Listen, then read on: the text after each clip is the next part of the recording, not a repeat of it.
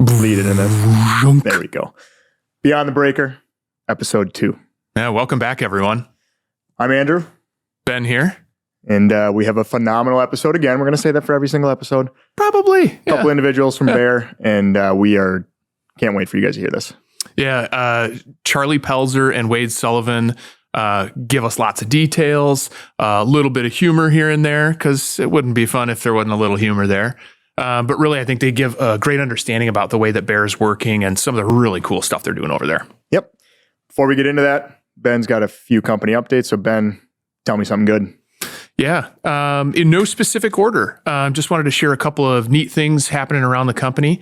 We're talking about Baer, and as that business continues to get more mature and really sophisticated, frankly, they've got a new financial controller. Her name's Jennifer. Keep an eye out for her. She's awesome and is really going to help that team with the next steps. Not unlike this, we're filming a new safety video for the field. I know everybody thought it was perfect already, but I think there's a little room to make it better. So hopefully for the new field folks, the orientation video is just a little bit better. We've also got the company website at huntelec.com. It's getting a massive facelift. Let's just call it a new site. But over the next few months, we'll see that come together, and that team does such a great job every time. It'll be really cool to see how that is, both for ourselves and for our customers. And I think kind of the last piece is something that we all care deeply about. The success of the company is what's the work going to look like coming up. Silly season this summer is going to be real silly. We've got some pretty massive projects throughout the 292 and 110 group here in the Twin Cities. But tons of work coming in renewable energy. Frankly, all of our other locations, we've got data centers we're building, and really there's plenty of work going on, and we're all going to be pretty darn busy. So with that, let's get into it.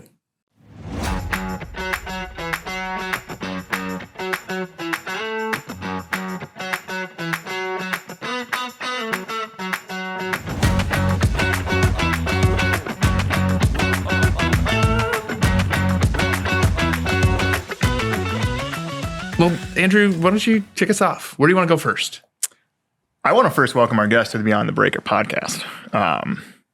Let's introduce yourselves. Charlie, Wade, tell us a little bit about where you're coming from, Baer Manufacturing, as you see the shirts. But why don't you just give us and the guests and the listeners a chance to get to know you? Yeah, I can go.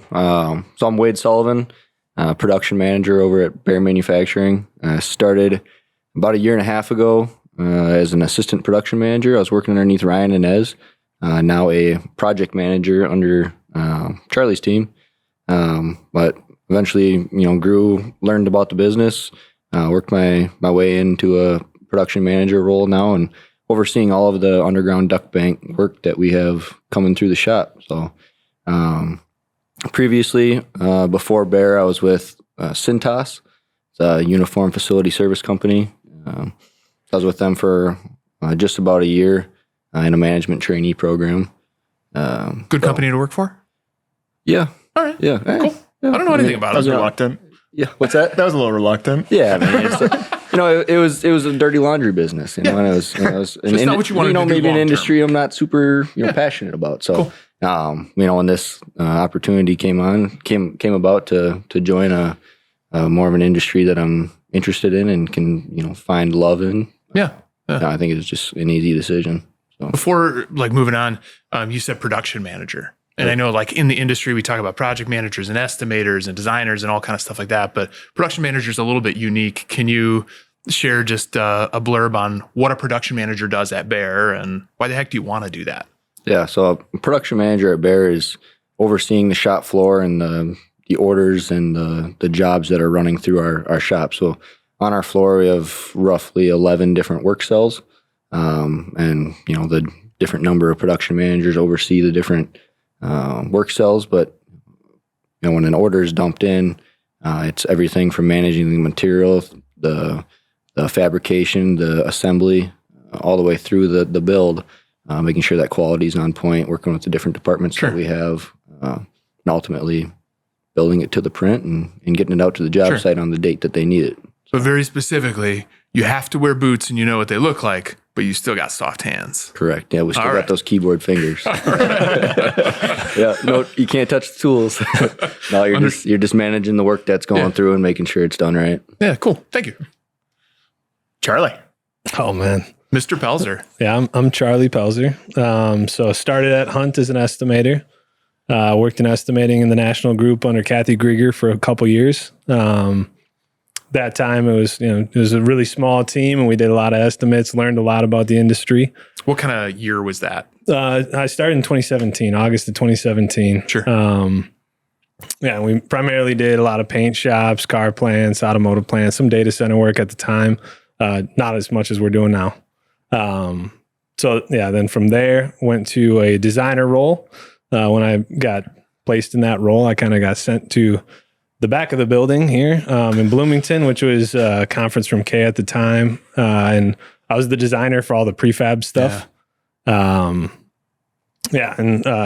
that they needed prefab on, I came up with the design. There's a learning curve. And so to help me, Chris Herman got me an ACP, which is an Advanced Construction Planner. First person to come in was Adam Saralampi. Probably one of the jobs that you brought in, Ben. And,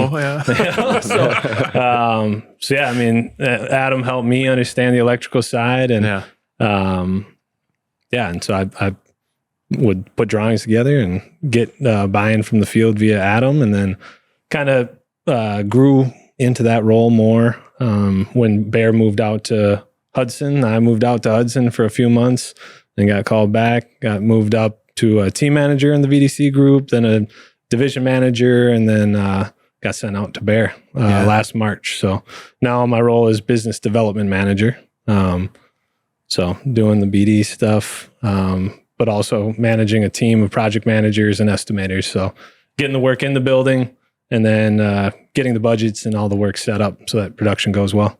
Sure. So you mentioned you got shipped out to Baer, right? Baer obviously is not at the Hunt facility here in headquarters in Bloomington. Can you just give us your best, because you're the BD guy, your commercial for what is Baer? What goes into Baer? What comes out of Baer? How did Baer get started?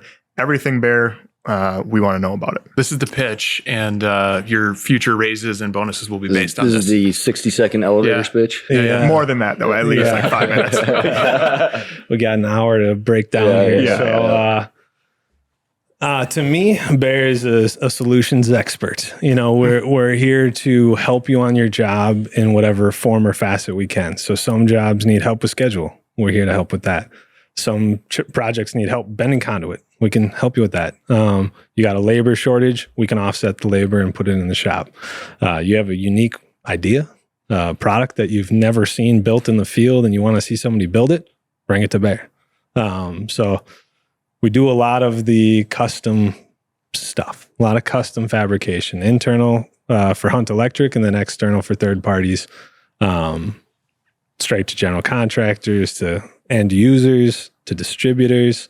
So I love the creativity at Baer. That's why I went out there. It's called Baer Manufacturing, and there are things like Duck Bank because of people like Wade and Connor. I'm confident calling that a manufactured product. Sure. Like the way that they've built a cell, it pushes that out the building faster than it's our best product by far. Yeah. Consistent workflow, consistent quality, consistent process. Yep. Yeah. And that's the manufacturing. So near and dear. Yeah. I love that stuff. That's the manufacturing part of it. Is it's more process than product, right? They have a very consistent process to build a quality product, although the product looks a little different every time. On some jobs you need a little, you need rebar hoops or a horizontal rebar. Sure. There's definitely the variation in a lot of the work that we do, right, with the custom stuff, but as well as the underground area. I mean, you have, we can build it in 10, 20, 30, 40 foot lengths on our straight line. But then, depending on what, brand the pipe's got to be, how many conduit are running through it, how many, if it's rigid versus PVC, if it's fiberglass. I mean, it's, on our straight line, like I said, we do the straight duct bank, but then we have a whole other side of the underground that's all custom, that has anything that's turning in the ground, 45s, 90ing up. Yeah. So there's definitely you're building a similar product, but it's always kind of different. Yeah, so kind of like tying those two things together, Charlie's like, it's a very consistent process and you're swapping out, like you say, based on the specifications and submittals improved, you're going to swap out the different material, the different overall length, configuration, volume, all that kind of stuff. Yeah, it's fantastic. Yeah. Charlie, you mentioned from the very beginning, while you were at Hunt, you were working on kind of all the prefab stuff that was happening out of Hunt. For the listeners, because this is a little piece of history that I do know about the company. One, tell us why it's spelled Baer as in Baer and how it got that name. Understandably, there's 2 buildings there. And then as you go on with that story, what was prefab like here when it was running out of Hunt, and what has it now grown into with the sheer space and size that is Baer Manufacturing as a whole out in Hudson? I'll kick the first question back to you. You said you know the answer to this. Answer the question. That's a good point. That's a good point. Okay. Here's what I think it is, and this is going to be my final answer. Baer Manufacturing started on Bear Drive in Hudson, Wisconsin, bought a small building, warehouse building, did have some old tracks that ran through it. As the prefabrication grew out of Hunt, Hunt then purchased land, built another building next door, called it Big Bear. So there's Little Bear and Big Bear. Bear Drive is spelled Baer. Right. So we're named after a street. Yes. Yeah. How'd I do? Am I right? Yep. Nice. Cool. When you say little building, like it's a large little building. Yeah. Like we're about 100. We've got some square footage there. 150,000 square feet in the little building, and then 250,000 square feet in the big building. And roughly out of that, maybe 40,000 of it is office space. So majority of it is manufacturing space. And then compare that to what you were doing as we started to kind of find our groove with prefab here at the Bloomington office. What kind of square footage did you guys have as a manufacturing team? Yeah, definitely not a manufacturing team. It was a job site in the building for sure. And I'd say 10,000 square feet in the back. We barely had any space. A lot of amazing ideas, a lot of amazing people. We had Bill Ronnie, Jamie Grabow, Kevin Geis, some awesome people right away. Gary Sather. And they just had all these amazing ideas on how to take some of that work and help prepare it. And honestly, I don't know what their goal was at the beginning. It seemed like it was similar, let me help my teammate in the field, schedule, repetitive work, however, safety, I should have mentioned that first. Damn it. We'll get back to it. Yeah. But it's a huge... Cut that out. Put that in the beginning. But that's a huge component of it too. It is such a huge component in our biggest product, duct bank. Nobody wants to be in a trench, and that's not safe.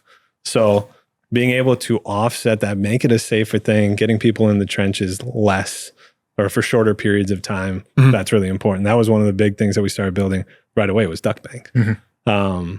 Conduit bending, because of its precision, it was being modeled already. So let's follow the model and make it exactly like the model shows it. So we did a lot of that. And then we did a bunch of custom one-off things, a lot of containerized solutions. So, some projects for Ben, and then some other temporary power projects. So some 2,000 amp and 800 amp containers. Yeah. So very different workflow though. Very different in the sense of we would do duct bank and we only had so much space. So then it had to become a 2,000 amp Connex cell. You had to tear it down and build up something else because you only had 10,000 square feet in the back. Even when we started at Baer, we had 75,000 square feet. When you compare that to what we've got now, you can't do what you need to with that amount of square footage. And when I tour customers through the building, that's the first thing they say. Wow, you guys have a lot of space. And that's a huge asset for us. Absolutely grateful to have that now. For sure, yeah. The manufacturing facility that we have at Baer is, we're trying to get away from the pop-up shops. You're tearing down a cell to turn it into something else for 3 months, and then the next job comes around, and then you need to tear that down and set something else up. So we've got the established cells now throughout our facility where, anything that comes through the door, it's already got a home where it goes to, and somebody is responsible for getting it done.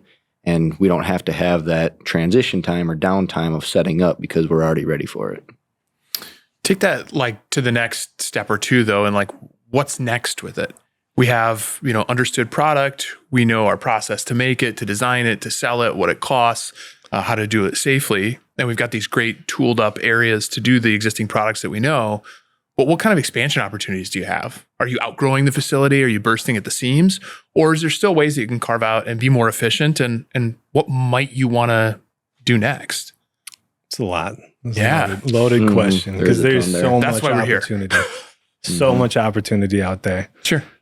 Which is why I say we're like a solutions team. We're currently here to service internal, external. What do you need? I think for me, the next step is make it easier. So I want to make it very, very easy for somebody, internal, external, to buy duct bank, to buy overhead conduit bends, or whatever kind of conduit bends you need.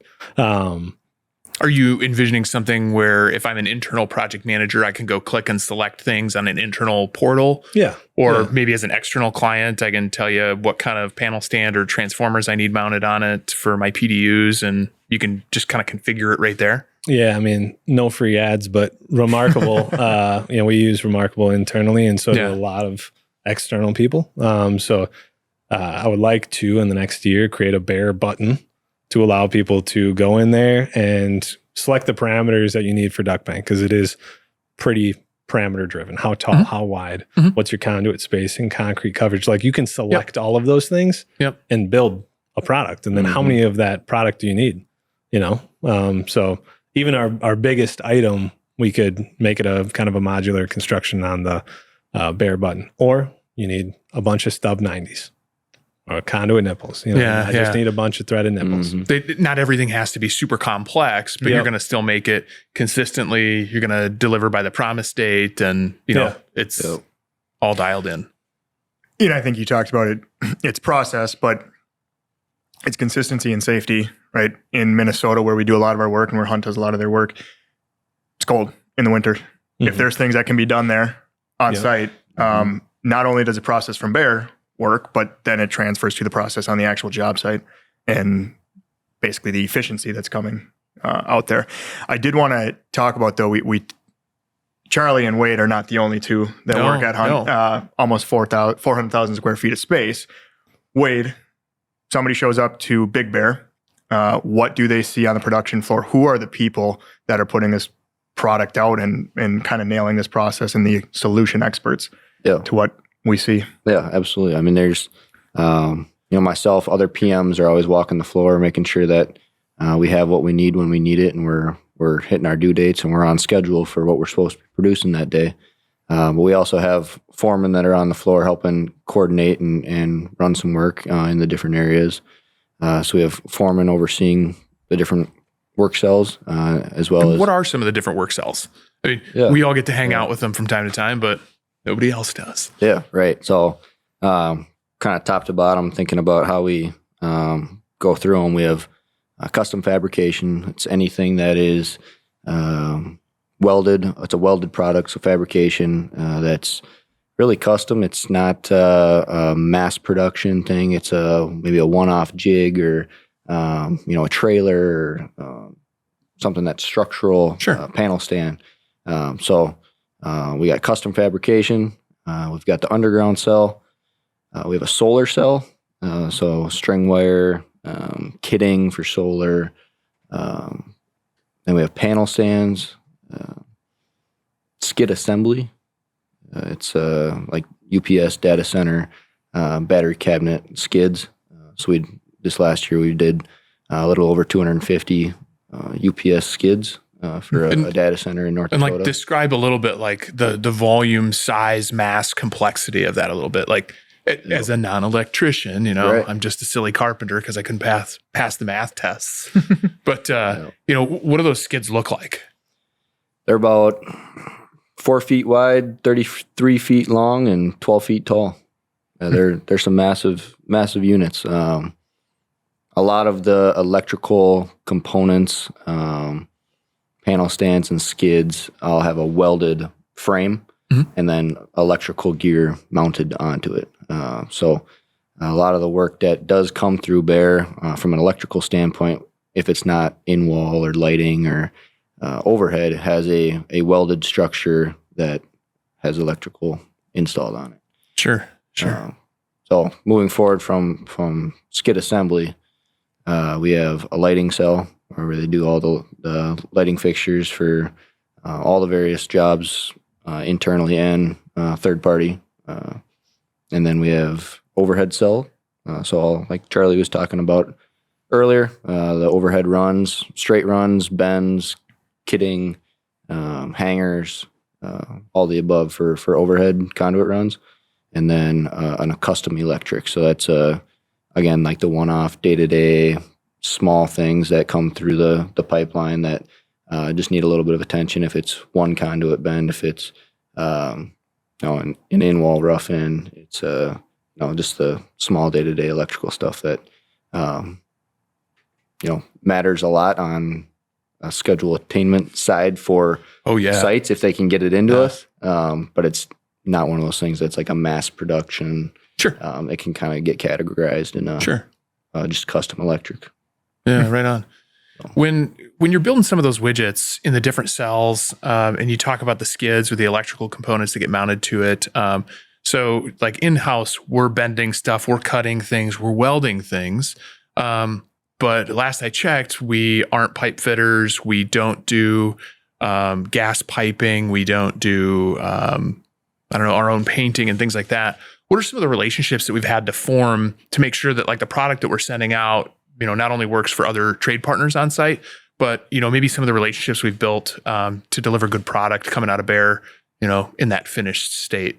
Who are some other folks that we tap and use? Yeah, I mean, so internally, so we're Local 14 electricians.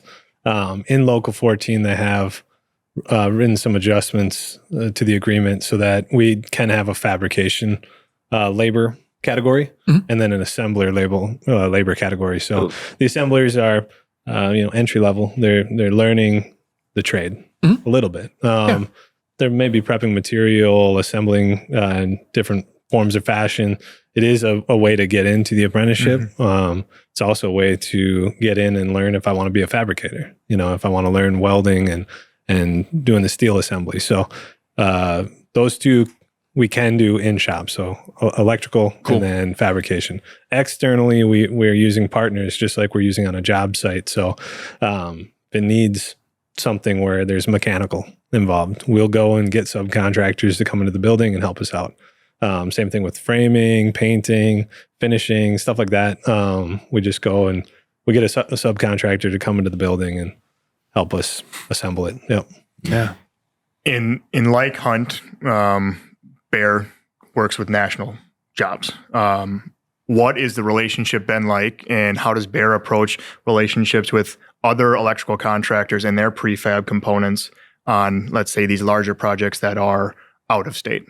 Yeah, I mean, it's a relationship business. Like it's everything is driven from relationships. Like for sure. So you go to the job and you talk about partnering. You talk about working together, because otherwise the job at the end of the day isn't going to be successful if you want it one way and I want it a different way. It just doesn't work. So nationally, locally, anywhere, you got to get buy-in from the field, buy-in from the other companies, buy-in from partners. Yeah. So yeah, it's just working together, and you got to do that a little bit differently per situation. Can you like maybe give a range of what some of those things look like in terms of where we're sending the material? Is that final, or does it need additional work done to it? Is it always straight to the field? How far do we go? Sure. Yeah. Because I know there's a lot of different scenarios out there, right? Yeah. And when we're talking nationally and partnering specifically, you look at what makes sense to both of you. So we are really good at certain scopes, and we'll say, hey, we can turn and burn on these and get them done really, really fast. You guys are really good at this scope, and why don't you guys do those? Or logistically, this is a bigger piece, and we would be using more trucks to ship it from our site versus your site. So why don't you build it at your site? Yeah, we build it at ours. up front, like early on, you have to get the design teams working together because there's usually some kind of mesh point, or you just pick one facility's design team. Usually it's always ours because we have a very strong, robust design team here. So, yeah. If I was going to say it back to you, it almost sounds like you have to behave like an adult and communicate well ahead of time about expectations. Yeah. I mean, I say that somewhat tongue in cheek, but like when you break down so many of the problems that we have, whether it was on prefab, manufacturing, contract language, the way that we deliver, what schedules are built like, it's all communication. Yep. Yeah. Right? Yeah. 100% agree. And I just go back to it. I think it kind of needs to be highlighted a little more, like solutions experts and process.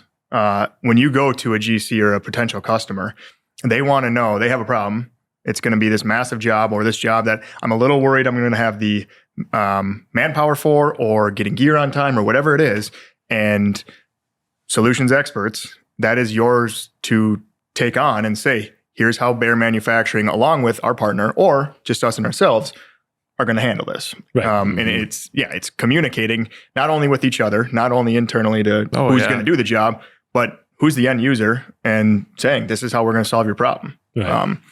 So I think that's a perfect way to explain it. I have not heard somebody say solutions expert, but I love that is the way that right away, right off the bat, described it, because it truly is the reason. Yeah. No, I mean, it's what I think Bill Ronnie took pride in when he started it was, I like being creative. I like, solving your problem in a creative way. That's what I take pride in is how can I help you and be creative and take as much of the, say you are short labor. All right, well, let me take as much of it off your job and be creative with that solution.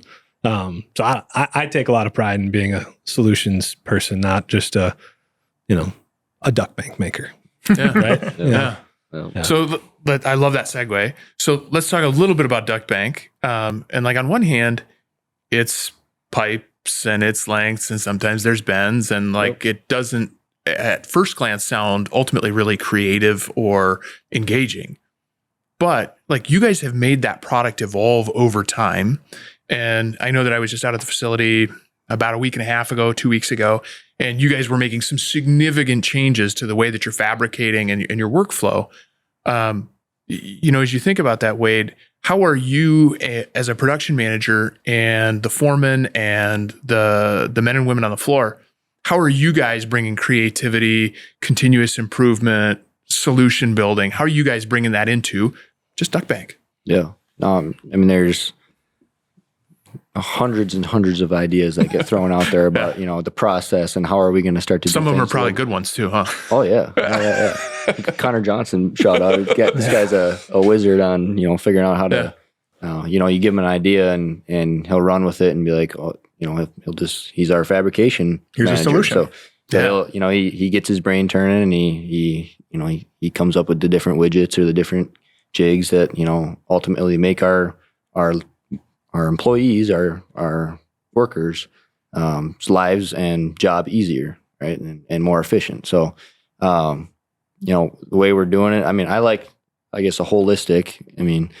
Maybe we could get a pop up of what a picture of duct bank looks like on the podcast here. But no, I like to think of it as like in our straight sections, the 10-foot lengths, the 20s, 30s, and 40s that we do on our straight fast line, we like to call it. I like to think of them as like big pieces of Legos. Yeah. Right. You got this big 40-foot long piece of duct bank, and when it gets shipped out to site, they're just basically dropping it down in the trench and hooking them up and connecting them. Right. Yep. And then they move on to the next one. Right. You're just playing Legos out on site. Mm-hmm. But also ties into Charlie's point earlier about bringing up safety. Right. The continuous improvement and good catch program that we have going on at Baer and obviously in the underground area is how do we make fabricating it in the shop safe, and how do we make it safe on site? So it's constructible and usable on site, right. And if anything, safer on site too. So not only bringing the labor in, but thinking about when they receive this piece of duct bank on site, how are they offloading it? How are they going to do it safely? How are they going to rig this and put it in the trench in a safe manner?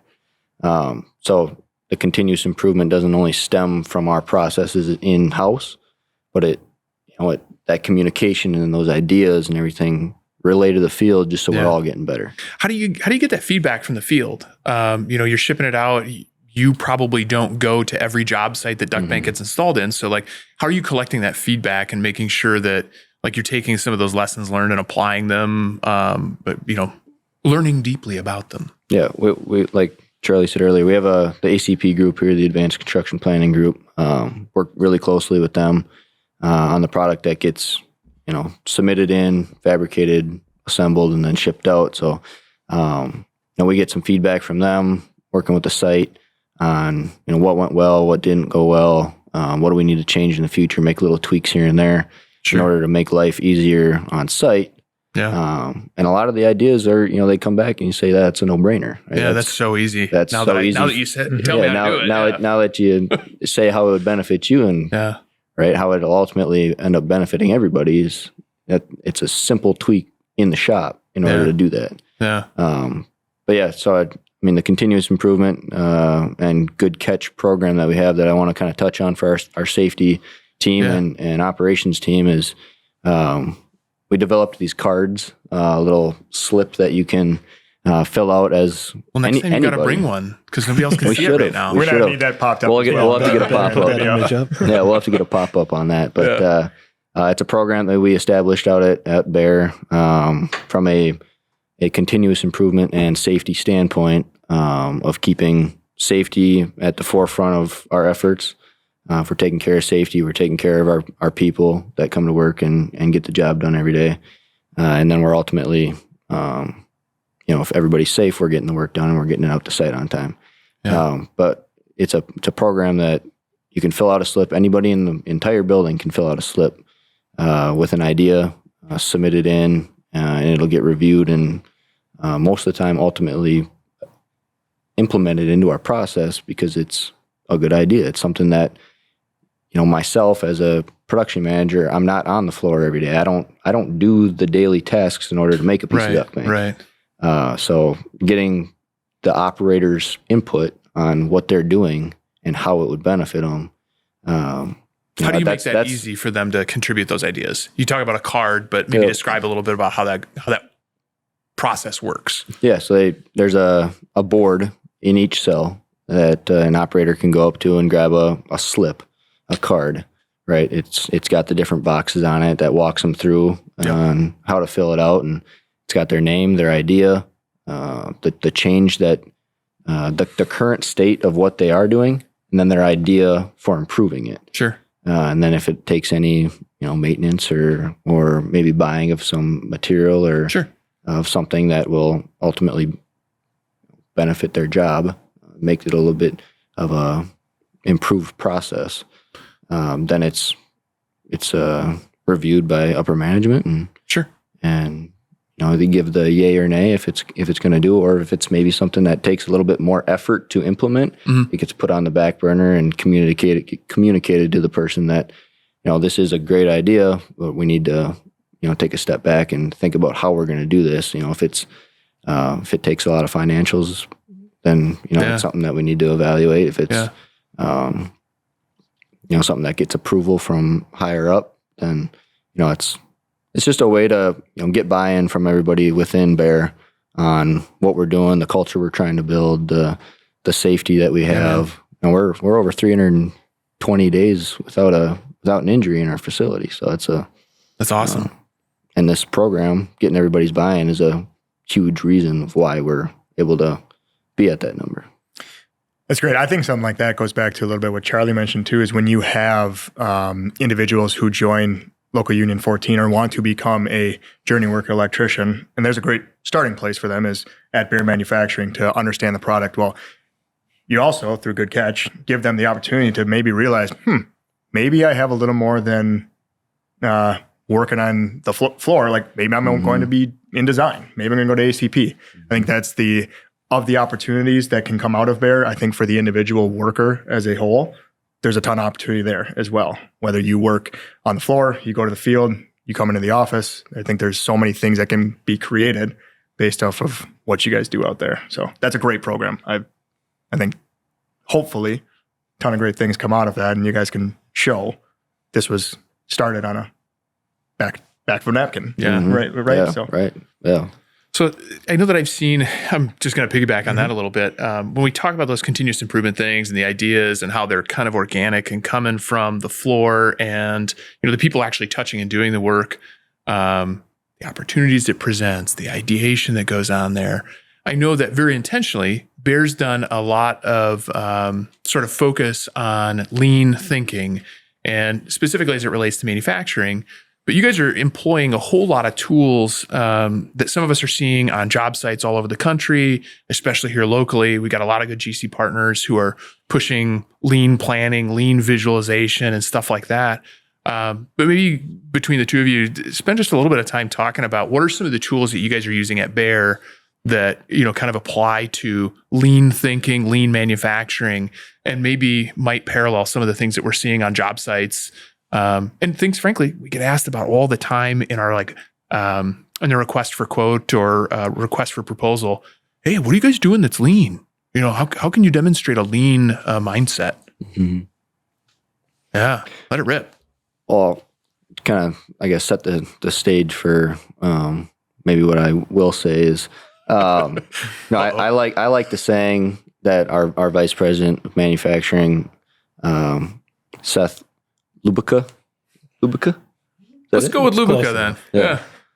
we'll pop that one up as well. See how difficult that is to present.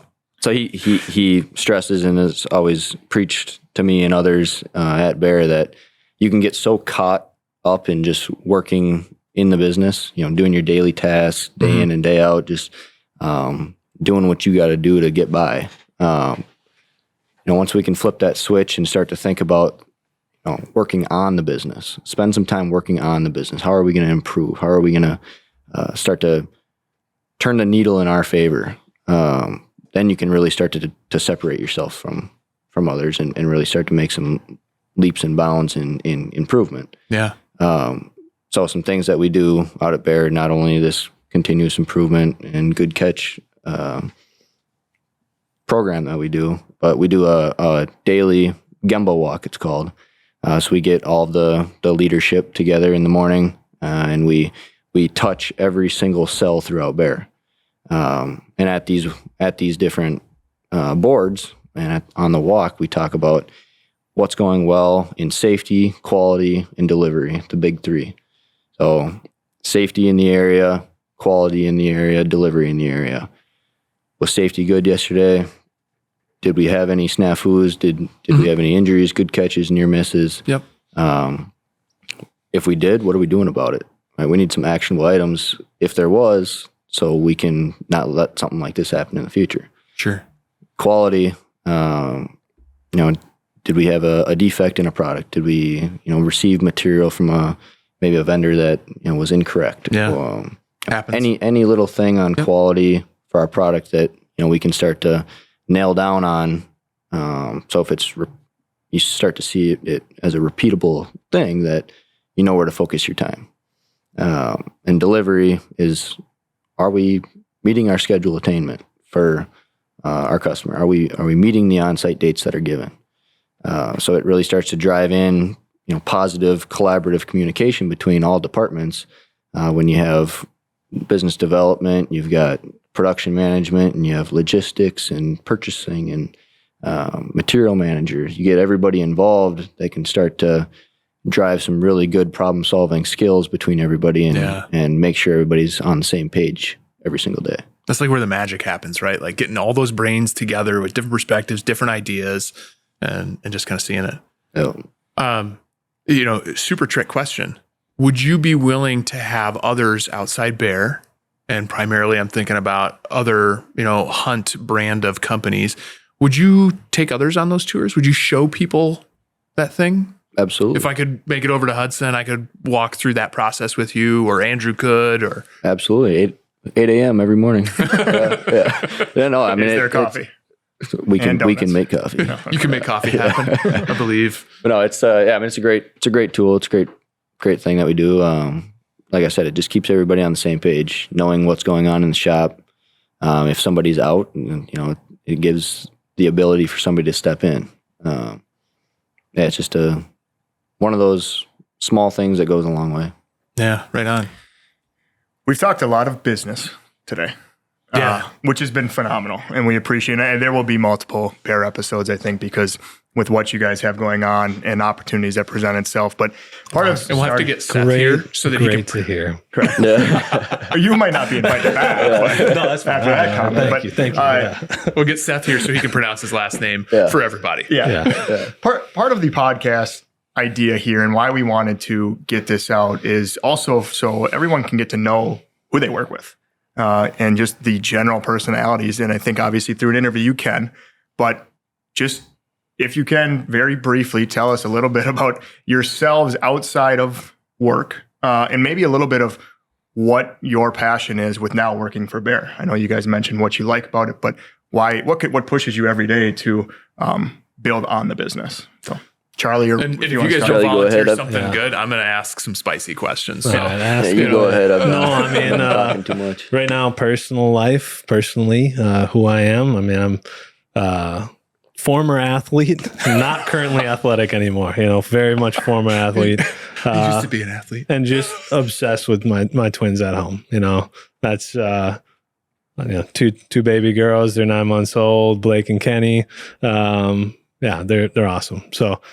Have they started their internships at Baer yet? They start next week. Yeah, There's a rotational internship out there. So good. Yeah.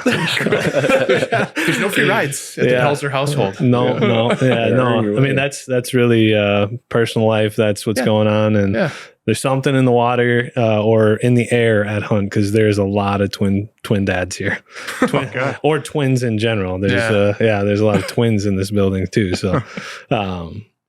I mean, there's that. And then work-wise, I mean, I don't know. Hunt's always given me a great opportunity, and I've always been passionate about what's going on here. So, I don't know.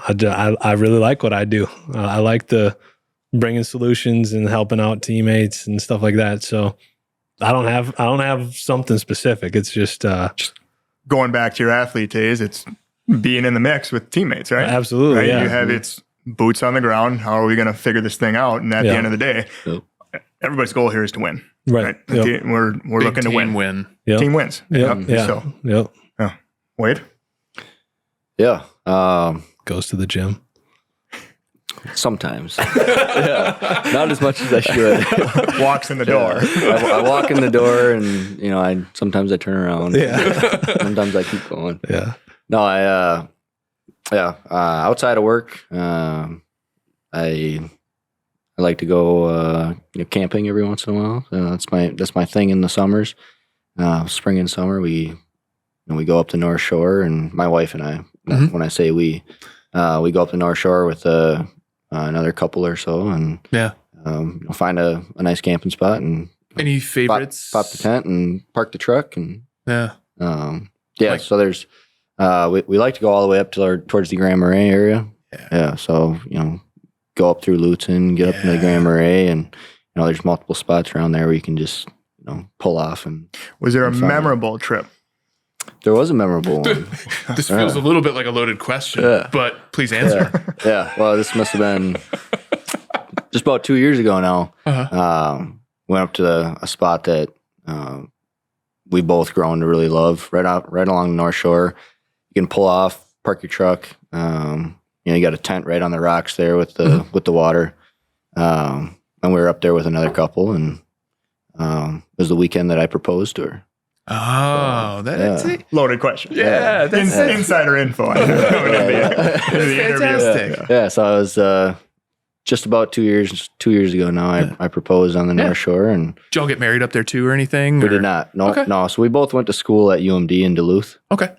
So being in Duluth, you got real nice access to the North Shore there. So we fantastic. Kind of fell in love, and our love grew in that area. So it's just kind of felt perfect to do it in that scene. Yeah. So now every year we go back to that same spot and do a camping trip. Good for you. Yeah. That's really cool. Thanks. Yeah. Let's turn it around though. Andrew asked some personal questions. What do you guys want to know about him or me here as we wrap this up for today? Well, seeing as we don't know where this is going to fall in the organization, we may be first, we may be last, depending on the quality of this interview. So, Still a tryout. So we'll ask you, what's the goal of the podcast? The goal of the podcast, big picture, is to connect the people of Hunt with everybody else at Hunt. It's a large company. And, part of it is Baer Manufacturing. What goes on at Baer? And who are the people that I get this email from? And all of a sudden, not can just put a face to it, but a voice and a story and some background about how they proposed or that they have twin daughters. So I think, from my perspective, it is to connect the people of Hunt with the people of Hunt. And I think we do a good job of that outside of this podcast. It's a very well-built culture. But it's also an opportunity to just learn a little bit more about these people and also what is going on. Because yes, we do get tied up in our day-to-day job. And sometimes it's just a week straight of focused on what you need to get done. And we don't look at building the business as a whole. So here's the opportunity for those who may utilize Baer in the future, now having an idea of, well, that's what goes on there. Charlie is who I should connect with because somebody called me the other day and said, hey, I got this idea, but it might be a little bit different. Do you have any way to figure it out? And they don't know who to call. So, but we're going to have to get this out a little bit early if they're going to, you can't be last if they're going to call. So that's my perspective of it. And I think it's a great opportunity to share what actually goes on in such a large company that we have. Yeah. I would echo, all the things that Andrew offered there. But as we think about, some of the other places we need to connect, it's not just Baer, but, are we able to help the folks in North Dakota understand what are some of the opportunities we're chasing, maybe in Western Wisconsin, or if they've got some cool things that they're chasing down in Rochester or growing parts of the business in Duluth. Like, let's share that a little bit, still connect on like the human side of it and make sure that people know, faces, names, voices, stories. But also I think it gives us a richer opportunity to connect the different solutions that we're building all over the place. I think that there's great stuff, in my day-to-day job, I get to interface with lots of different project teams and I hear about really cool stuff on the national group that they're doing for this auto manufacturer. And then I hear something really cool that our low voltage side is doing with, some process flow. And it's like, oh, these are all good things. We got to connect folks and just make it easier to share ideas, frankly. Yeah, I like that. You guys have a guest list of upcoming guests? There's a few picked out.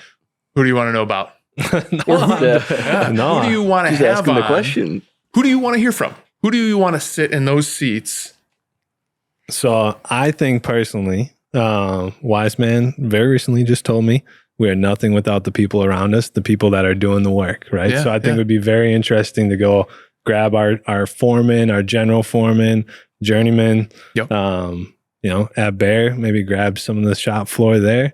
Grab an estimator, grab the people that are grinding, making this thing happen. I think that would be really interesting to hear from them. Great suggestion. Yeah. Yeah.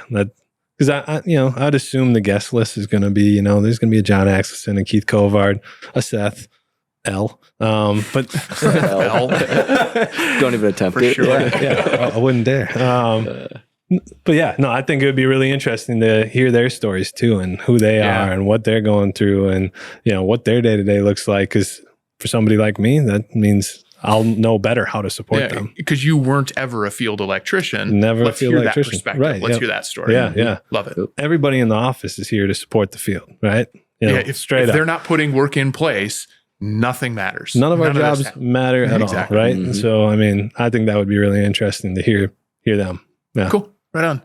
Wade, any nuggets from you about who you want to hear from? You're a relatively newer guy to the organization. Yep. Who do you want to know better? I'd continue to say like our ACP and VDC groups. Sure. I work very closely with them on a day-to-day basis, but I know what they do and I don't necessarily know how they do it. Sure. So I like to. To be fair, I have no idea how they do it either. It's gonna be a full lunch and learn for that one. Right. So it's all stuff that I'm interested about and intrigued because we see all those drawings and all the hard work that they put in that comes to bear, right? And ultimately, we can't do our job without the drawings and the accurate prints. So, kind of hearing from their side on their day-to-day work. We can get some digital design folks in here. Yeah, I think an intern would be fun too. Oh, that would be a good one.